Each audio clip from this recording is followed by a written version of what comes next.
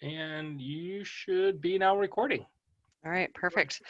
Well, met a few of you at the meetings, so hello again, and those who I haven't met, nice to meet you. Little history on myself. So my husband's a veteran, I am not. He served in the Gulf War. I have been in staffing for 15 years, very passionate about coaching, mentoring, helping in any way. I typically do a lot of LinkedIn trainings. I saw that Jeff had done one a couple weeks ago, so I didn't want to duplicate efforts, although there's a lot to do with LinkedIn. I thought my topic today was navigating the entire interview process. And it's not long, right? I just wanted to highlight some things that might be a given and some things that you might not have thought about or as a good refresher. So I threw a PowerPoint together really last minute. I wasn't sure if I was going to be able to share one. So if there's errors in it, I apologize, but let me try to share it real quick here then. All right, can you see Yes. screen? Okay, oh, actually I got it on the wrong screen.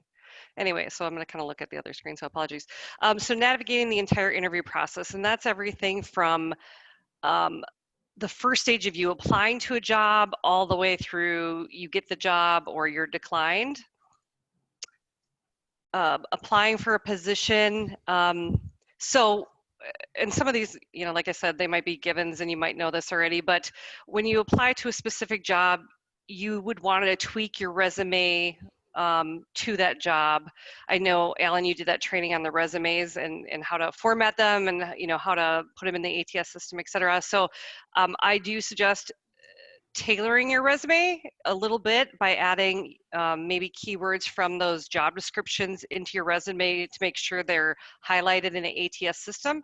So if you're a business analyst, you would want it to say business analyst as much as possible on your resume, because a recruiter is seeing the resumes that have that listed the most, or whatever keywords they're using during that search. Those resumes are going to bubble up to the top first. So you're going to want to make sure that you tailor a job or your resume to the job and then save that specific resume, because if you get requested for an interview, you're going to want to know what you sent to them, and if you made some small changes, you want to pull up the one that you sent to them. Save the job descriptions that you apply to. So I've been both an internal recruiter for a couple of large companies, and I've had Riverlink as my own company that I started with my husband. So I've been both staffing firm side as well as internal. And there's a lot of candidates that I've called to talk to about jobs when they've applied to them, when I've been the internal recruiter. And they're like, well, what company are you with? And what job is this for? I don't remember applying to the job. And that makes sense, right, if you've applied to a lot. So you want to make sure you save the job description that you applied to, as well as save the resume that you sent to that company, so you can pull those up if they reach out to you. Reach out to any close contacts that you have at a company, and see if they can give you any insight or put in a good word for you. You may have already reached out to them to help them, submit your resume or things like that. But if it's kind of an afterthought, it's always good to get their inside knowledge about a specific team or a group. That gives you ammo during the interview. And your resume should reflect what is on your LinkedIn profile. I had a candidate interview for a job. I'd sent his resume to a company. This is when I was on the staffing side. Sent his resume to a company. He went in for an interview. He went in for his second interview and brought a different resume with him with different titles. And they were like, what's going on? This doesn't match his LinkedIn. What job title really was it? Is he lying to us about other things? And so you'll want to make sure that if you say you're a business analyst on your resume, it's reflected on your LinkedIn profile as well. And sometimes, I know, especially when you're coming out of the military, you might have a title in the military that doesn't necessarily correlate to civilian life or the corporate world. So you could put a job title, what it was in the military, and then a job title in parentheses. So that way, if you take in a resume to a company and it says business analyst, but on LinkedIn it doesn't, they just question your authenticity and whether, what else is true or not true. So I always say, the resume should definitely reflect what you have on your LinkedIn profile. Now, not to a T, but titles specifically. I mean, so that company didn't move forward with the candidate just because then they thought he was lying to them. Whether that's, you know, or grounds for not moving forward, but it was in that instance. I would say the next step in the process then is the interview. Make sure you go to the interview prepared. If it's you know, that's going through job company info, it's the interviewers, you're looking them up on LinkedIn, finding out anything you can, you know, also again using those contacts that are internal to the company. You can call them to give you that ammo as well regarding the background of the organization. If they're in the news, you know, that'll help you sound knowledgeable. And, you know, if you're going to do your homework for an interview, they're going to think you're going to do that in the job too. If you're doing a video interview, make sure you have a professional background, you have good lighting, you test your technology ahead of time so you know it works, unlike me today. And that you have that just that professional attire, professional background.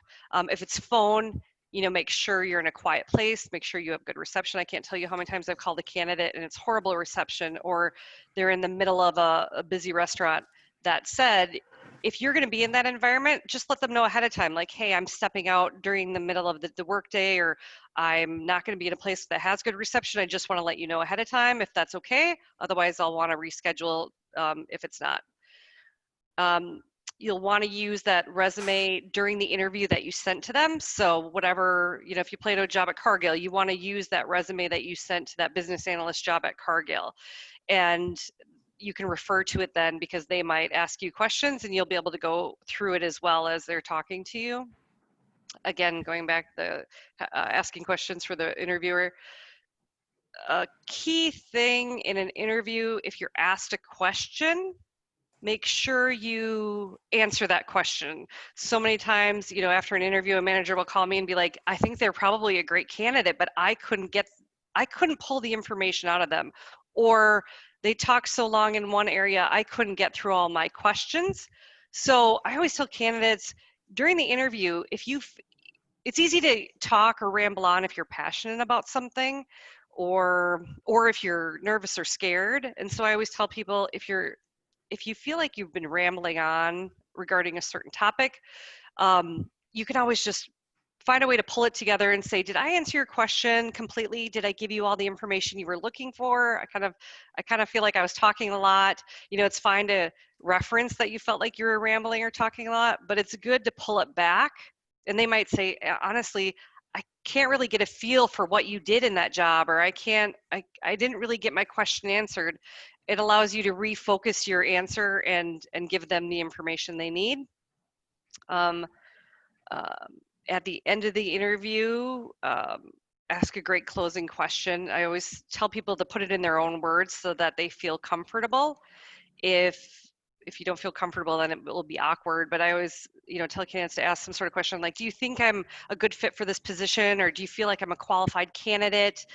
It gives you the chance of having the interview say, well, actually, you know, Alan, you don't really have experience in this area. And maybe you do, and you didn't sell yourself well, or you didn't explain it well. It gives you a chance to explain it well or go over it again. And if you don't have that experience, it gives you a chance to correlate another experience that you think is relatable, or you can just say, you know what, I don't have that experience, but I'm a quick learner, and honestly, like, I would love to learn that at your organization. So asking that great closing question gives you a chance to sell yourself again before you get out. And ask for the job. Every time, ask for the job. You want the job. Well, if you want the job, right? If you don't want the job, then don't. But if you want it, ask for it. Tell them you're excited about it. Passion and energy goes a long way in an interview. You can not be the right candidate to a T, but if you are engaging and show excitement for the role and the company, that goes a long way with hiring managers. And then lastly, thank them for their time, and, you know, leave. After So the, just a second, yeah, before you yeah, move on, I got a question about that. yep. What do you think is the driving factor for people not answering the question in the interview? When they ask a question and they don't get an answer, what kind of feedback do you get from the interviewers that what's causing that? Is it like nerves? Is it just not focused? Is there some other issue that they're perceiving? So it can be all those things. A lot of times, I think candidates maybe aren't focused on the question, and maybe they're afraid to sell themselves sometimes too. It really can be a lot of things. They don't really have the experience, so they were fluffing it. They're trying to say, oh yeah, I've done that. And then when they're drilling into it and they can't deeper explain it, they either didn't have great experience with it, they're nervous, or um, it could be a host of things. But I've had so many managers come out of it and just say, I think they're great, but they couldn't explain it. They couldn't dig into it. So when a manager, and a lot of times managers will say, I tried to pull it out of them. I tried to elicit the information because they really liked the candidate. I mean, I think they do it in general anyway, but especially if you're a great candidate and you're showing all the other pluses of the passion, energy, etc., and you don't answer their questions, they really can't move you forward. So yeah, I think it's a combination of things. Like politicians. Right. Exactly. You don't know why they're really not answering the question. Either they don't really believe in it, who knows? But yeah, that's a good question, Ellen. Any others? Do you have an example of how you might phrase asking for the job? So, you asked that great closing question, do you think I'm a great fit? And you could say, I mean, again, you want to put it in your own words, right? So you feel comfortable. But I would say, you know what?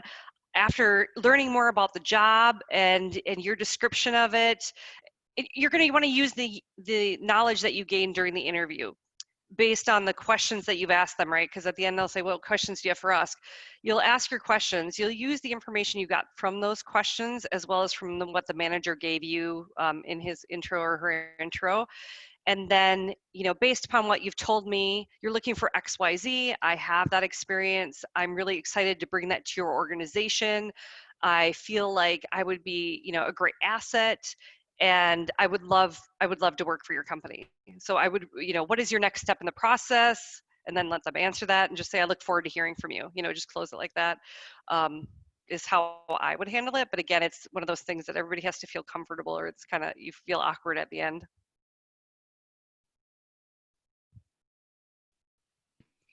Thank you. Yeah, I wasn't sure how direct you meant that, but yeah, makes sense. All right. And then after the interview, send a thank you note. Obviously, that's given. A lot of people don't do it nowadays, which is kind of sad because I do think it can help you. Send that thank you note. You don't want it to be super long, just like your resume. You don't want it to be 3 pages. You don't want your thank you note to be, this huge, long thing that hiring managers don't want to take the time to read. You want it to be short and sweet. What did you like about the company organization? What do you bring to the table, and how does that match up with what they're looking for? Send LinkedIn invites to those that you met during the interview process. Obviously helps you, there show your interest level, as well as in the future. If this isn't the right role for you, it gives you that contact. And I think most importantly is stay positive. I have talked to so many candidates that feel so frustrated, especially those that have had interview after interview after interview, and you don't get the job.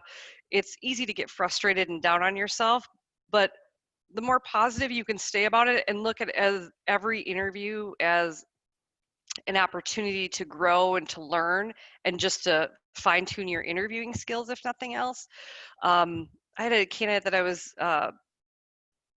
mentoring and coaching through here originally that was super beaten down because he hadn't gotten a job. I think he was out of a job for over 6 months, and he was so down and he was starting to get really jaded and negative. And I talked to him before an interview, and like an hour before, and he was, I've got another interview. And I just said, I prepped him. I was like, you need to have energy and excitement. You need to let go of all the frustrations and anger and, all the no's that you've gotten, and focus on what you're great about, what's great about you, what's great about the experiences you have, what you can offer the company, and focus on all those things. He ended up getting the job, which was awesome.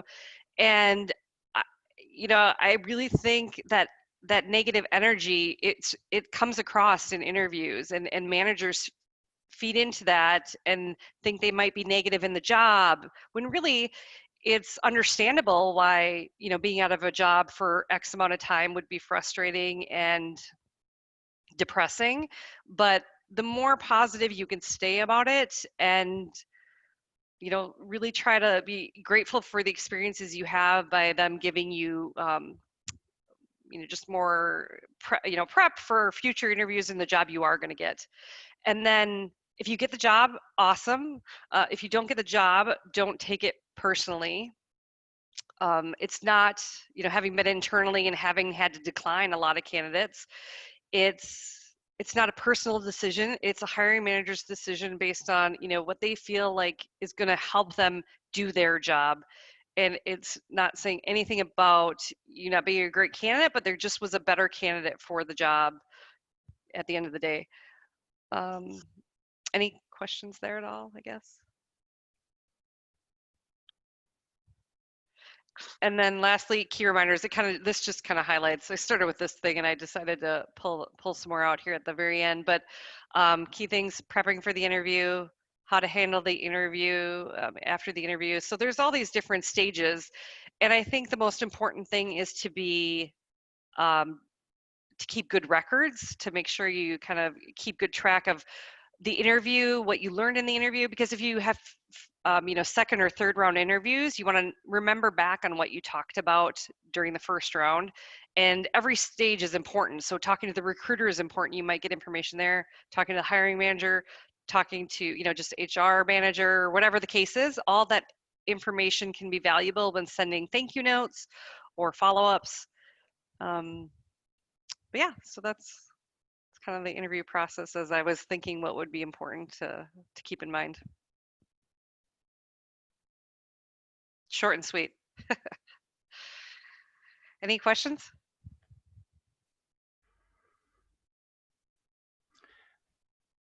What are your thoughts on answering any questions more thoroughly via email? I did that this last week because there was one question I got asked where I felt like I just was on the spot with that one question, and I knew I had many examples, but I couldn't think of one. So when I sent my thank you note the next day, I just said, oh, by the way, and I thought of a good example to your question and wrote it. But I know it probably got a little wordy, but I was like, it's better to just not leave anything on the table. At least that's how I felt. Yeah.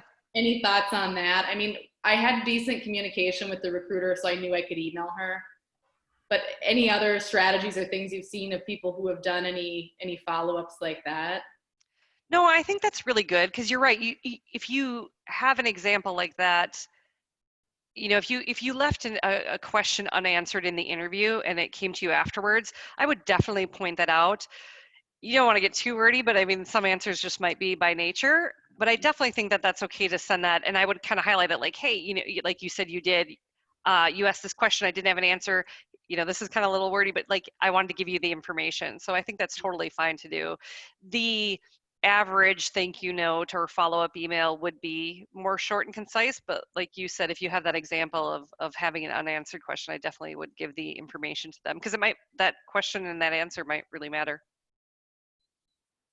Okay.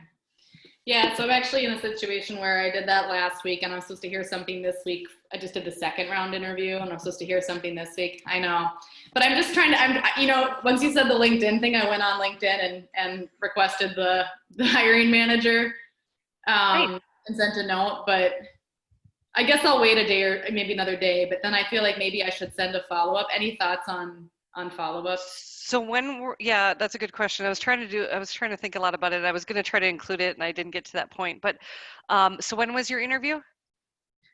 So my last interview was last Tuesday. They said I should hear something mid this week. So I figured I'd give it, you know, another day or two. You can definitely, I mean, you could send it tomorrow. I mean, that's a week's time. It's midweek. I would just say, you know, I know you're going to make your decision. You mentioned midweek. I'm really excited to hear. I look forward to your decision. If you have any questions that I can answer in the interim, you know, please let me know. Mm-hmm. Yeah, I think it's fine to follow up. You know, sometimes when I was on the internal side, candidates would send emails or leave messages repeatedly, like every day kind of thing. And unfortunately, things don't move that fast internally. There's there's so many factors. A last minute candidate that came into play. The hiring manager had some emergency that they're taking care of. I mean, you don't know what's going on internally, and a lot of those things might not be able to be relayed to you. Some of it might be confidential, or some of it, maybe they're doing a small reorg that they don't really want to disclose externally, but they're doing it all of a sudden. So I think a week's time frame is definitely fine to follow up, and 2 follow-ups are the max that I would do, and that's kind of the rule of thumb out there, I would say. Because after that, I mean, they know you're interested, they know you want the job if you followed up twice. Anything beyond that, you're probably not the right candidate. They're probably just not, they're probably not moving forward with you, or they're not moving forward with the job, and then they just have crappy communication. But I would definitely reach out tomorrow and ask about it. Okay, sounds good. Thanks. Yeah, good luck. Thank you. Nice job, Angela. Even though you said you threw this together last minute, you're an expert in the field and you're doing really well in your business world, and so you did a great job. Thank you. Yeah, thank you. Yeah, it was last minute. I'm really good with LinkedIn stuff too, but Yep. this was kind of thrown together. Hey, Angela, this is Alan. I've got a question.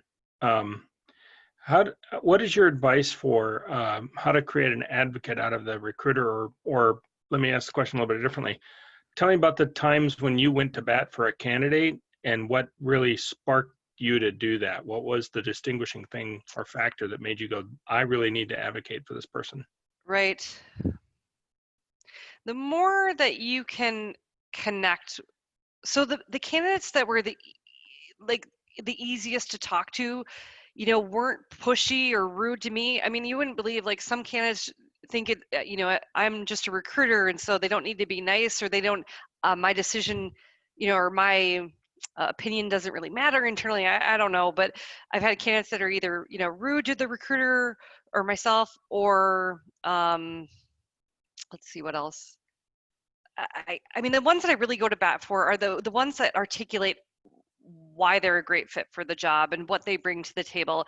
And honestly, like, I've gone to bat for candidates that aren't the perfect match, but have that energy, drive, ambition. That's where I said earlier, like, that goes a long way to what can get you the job.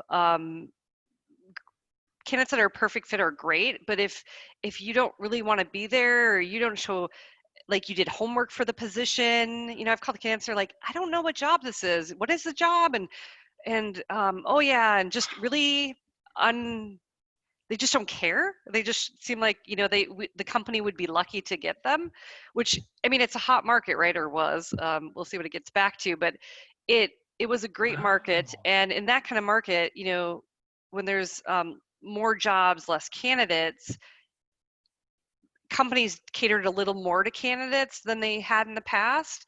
And so it'll kind of switch back probably for a little while, or is in the process of switching back to where there's more candidates, less jobs. So companies can be really picky about the candidate.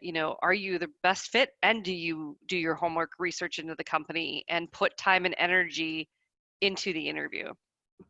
So those are the ones I would go to bat for. I just can't So believe true. anybody would be rude.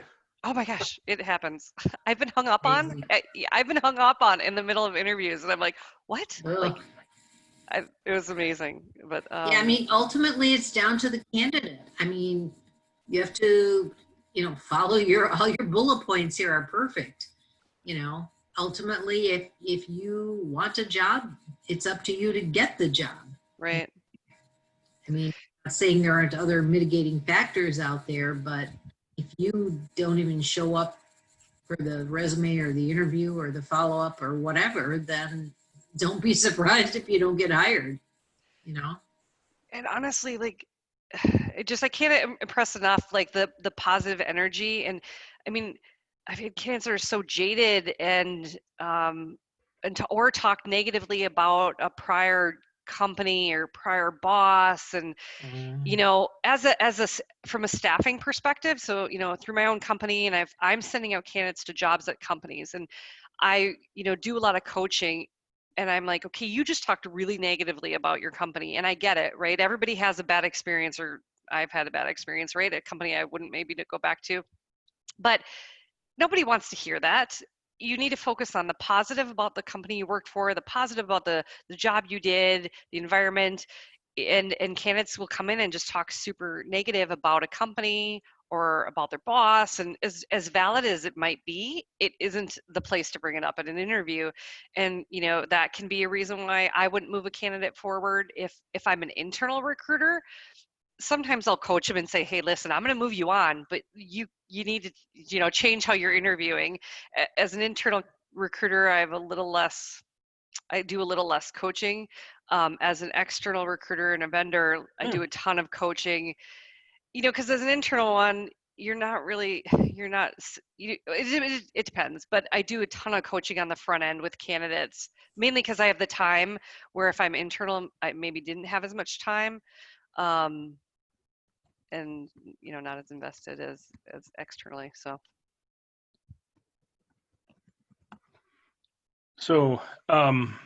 if a candidate answers that question with a with a positive, negative, positive, like why are you no longer at your current job or something, and it was for a cause, right? Would you recommend that strategy then?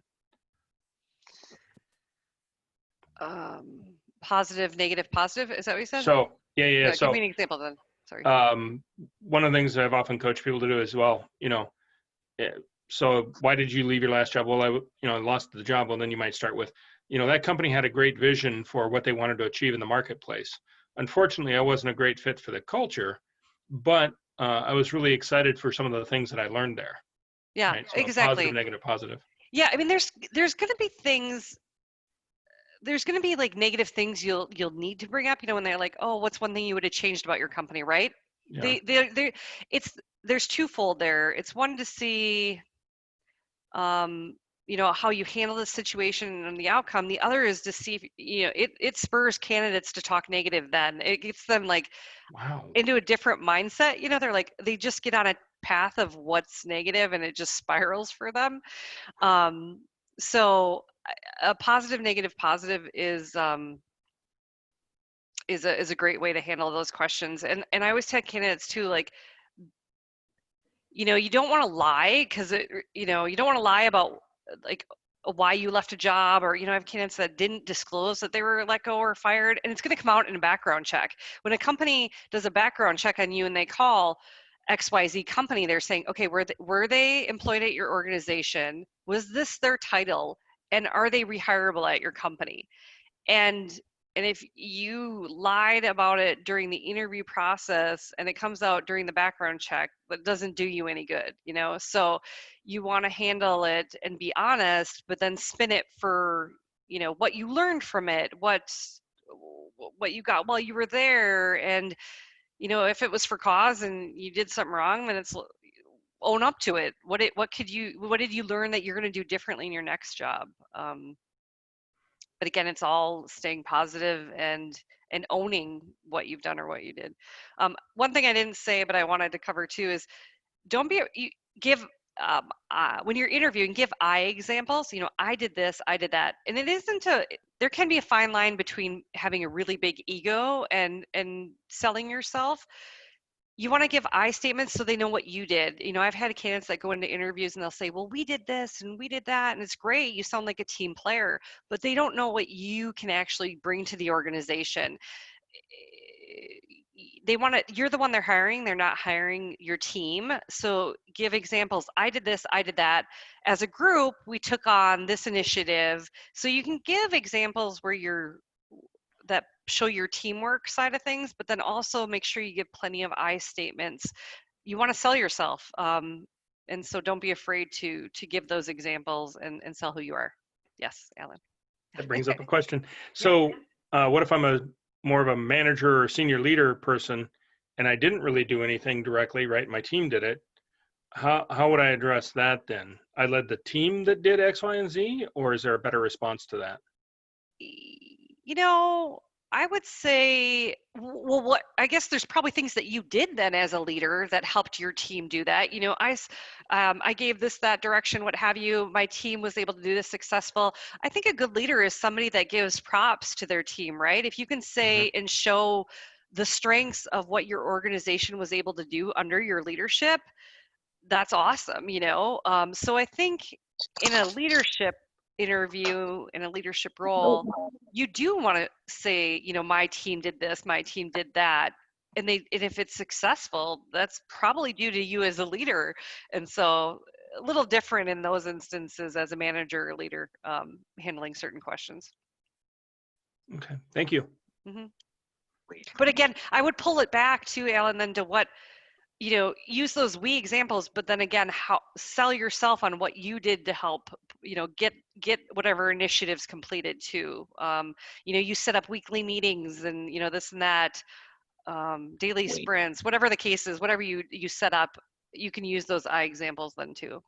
So set up the structure or the organization or the process or, you know, things that other people executed on.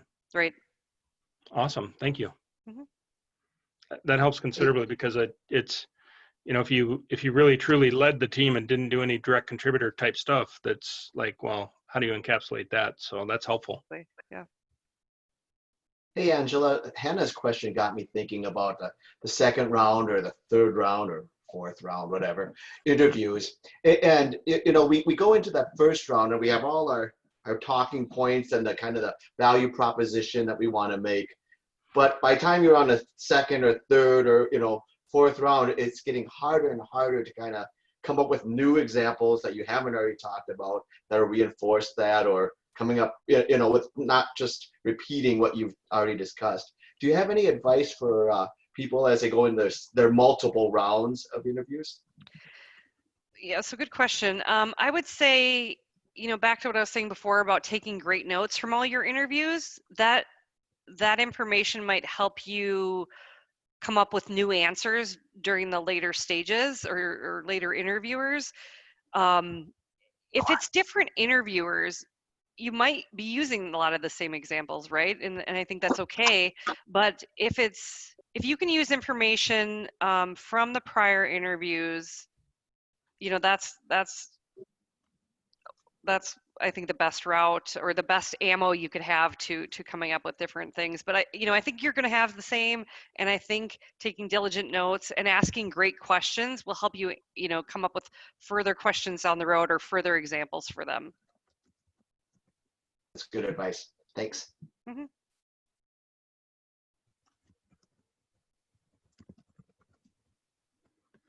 Awesome. Any other questions or any other thoughts that this provokes? Responses? Yeah, this is Mike. I got a question kind of previous weeks. I told, you know, I'm a contract to hire, and the first, you know, I've been there just over a year now, and my manager was like, couldn't bring me on because of the merger they were going on. I'm at Express Scripts and they're merging with Cigna.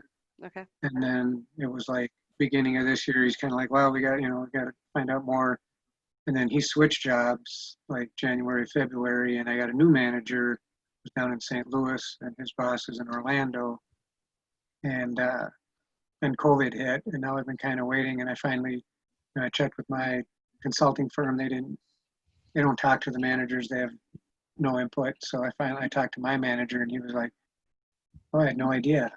I'm like, no. "Oh, okay." He says, "So we should get together and chat with his boss." And I'm like, "Okay." So I'm treating it, you know, it's like an interview again. I would think, and making sure I got everything in sync. But it's like I'm not really trying to say, you know, am I a great fit for the job? I've been doing it for a year, and you know, I guess how is that different for an interview type thing? How do I push that? I would say it's almost like interviewing for like a first round interview. You know, if those managers don't know what you're capable of or don't know what you've done, and maybe there's really poor communication at that management level as they switch jobs and take over teams or what have you, you do need to sell yourself. You do need to point out what you've done, what you've brought to the table. They still want to see that you know, after you've been there a year, it's a little different, right? Maybe a little less, you know, excitement and passion than you would have on a first round interview with a new company. But bring that and show that to them, you know, when you talk to them, like, and ask for the job, you know, and don't sound, and not that you were just right there, but again, you know, make sure you don't sound negative about that it's been a year and a half or how long you've been there. And just be like, it's been a great experience. I've been looking forward to being full time. I'd love it. You know, what steps do you suggest I take, or how can we make this happen? Or, you know, what's the process now? But don't be afraid to treat it almost like a first round interview and sell yourself all over again and show that passion and excitement for it. Okay. And I'm just curious too, should I talk with some of my fellow workers who are more, you know, to see what they know about it or anything like that? Is that, you know, if I need them as like a reference or what? I mean, it's kind of. So I would say, like, the person who's the most senior and that you have the best rapport with, you know, ask them for their advice or their help, or if they know what the process is. You could definitely go that route. Okay. And then Oh, yeah. previous boss too, should I kind of remind him about it and say, did you tell these guys anything? Yeah, you could. How long ago was the transition between the managers? 3 months ago, right I before would. COVID hit. Yeah. You could ask that manager. Did you have a great relationship with that manager too? Yeah. Okay. Yeah, I mean, reach out and just say, hey, you know what? How you doing? How's the new role? People want to be asked questions, right? People want to feel like somebody cares about who they are and what they're doing. And if you had that great relationship with them, make sure you're finding out about their job, about their new role, and, you know, because maybe they'll have an opening on their team in the new department and you can go there, or B, they can, you know, go back and go to bat for you with the new manager. Okay. But it's almost like what you were asking made me think of something else I was going to include in the training, and I didn't. But it's about references, and I know, Alan, you talked about references a little bit in your presentation, and I can't remember. I didn't get a chance to look through, watch the whole thing, but I did go through some of it. But for references, make sure any person that you give as a reference is a good reference. I have done reference checks for people and the reference turns out to be not good. And I'm like, why did that person give me that name? Like, they didn't have good things to say about him. And so if you're going to give a reference, make sure it's going to be a good reference. You know, call them, ask them if you can put them down. You know, I don't know. You should know who would have good things to say about you. So make sure those references are good. Give them the heads up that they're going to be called before you give their name to somebody. Because the worst thing to do is where I've called a reference and said, "Hey, Alan gave me your name and number as a reference." And they're like, Alan who? You know, and then just being really caught off guard does not prep them for giving a good reference. So always make sure. And so that's why I asked, did you have a great relationship with that manager? Would they say good things about you? Because if they wouldn't, you know, I wouldn't reach out to that manager. I wouldn't ask them to help out. I wouldn't do any of those things because you'd be better off going to bat with the new manager than asking the old one to assist if it wasn't a great relationship. So kind of falls into that reference check line. All right, thanks. Mm-hmm. You can put me down, Mike. I'll be a great reference for you. There you go. Yeah. All right. Any other great questions? Awesome. Well, Angela, thank you very much for this. I appreciate it. This is a fantastic review and fantastic overview from a great perspective. So thank you very much for that. Yeah, not a problem. Great job. Thank you. Yeah. Thanks for letting me do it. Thank you.